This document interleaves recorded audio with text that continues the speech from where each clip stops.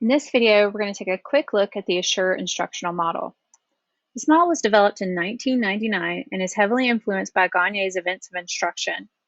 This model assumes that learners are passive and that there must be a blend of good instruction, clear objectives, and technology in order to engage students in their own learning as well as their learning environment and with their peers.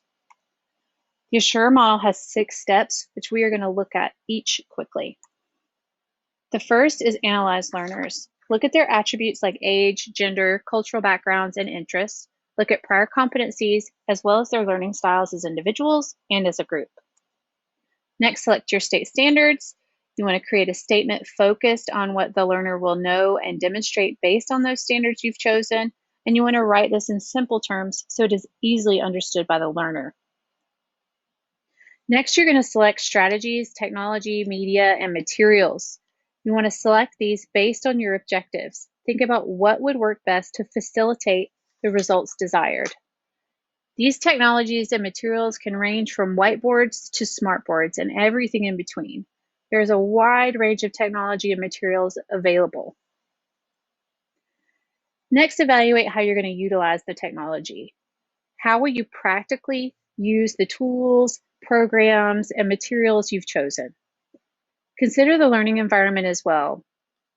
You might need to make adjustments to seeing or checking out materials from your media specialist. You may also need assistance from an instructional coach.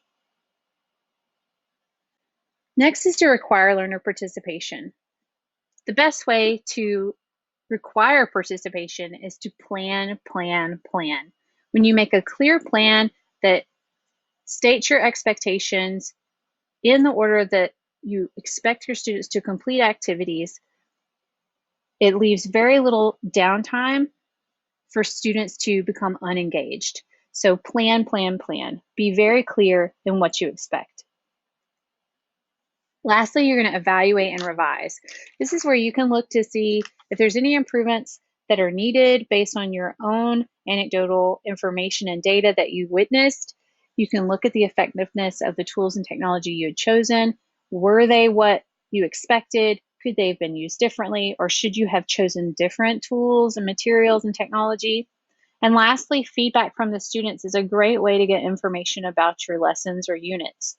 Allow the students to express how successful they felt in achieving the objectives, as well as their own experience throughout the entire lesson, and allow them to give ideas of how they think the lesson could be better. We're going to look at a couple of lesson plans that use the ASSURE model. Here's an example of an 11th grade Introduction to Macbeth lesson. You can see this is a very nice detailed lesson. They've chosen 4 standards and written statements for each. They've broken down their learner characteristics by gender, age, and learning capabilities. Their required learner participation is nice and detailed and starts with how the students will begin in large groups, move to small group, and then the steps that they'll do within each of those. Their evaluation and revision just says that they're going to use a rubric, but again, like I stated earlier, student feedback would also be beneficial. Here's another example of a lesson plan using the ASSURE model for 6th graders learning about Roman Empire cities and being able to label maps. This lesson is much simpler. It's not nearly as detailed. All the steps are there. They have selected only one standard and then written their statement. The students are using much fewer media and technology in this particular lesson than in the last one. The required learner participation section is quite short, and like I stated earlier, planning and really expanding on this section would help to make sure that you are clear as the instructor as to what needs to be done and in what order, and it helps to keep those students engaged and helps keep clear for the students about what is expected for them. As an art teacher, I want to explain how the ASSURE model can be used in the art room. So here's an example of a lesson that I teach my AP art 8th grade art students that are seeking high school credit based on the artist Andy Goldsworthy, who is an environmental sculptor. My learners are mostly female. They are mostly visual learners, and we have a wide range of cultural backgrounds represented. I select several standards within each lesson, and then I generally write one large overarching statement that is very nice and clear so that the students know what is expected from them. Strategies and technologies. For this particular lesson, we would need Chromebooks, sketchbooks, pencils, items found outside like flowers, leaves, sticks, and other items. They also would need cell phones or a camera to document the sculpture.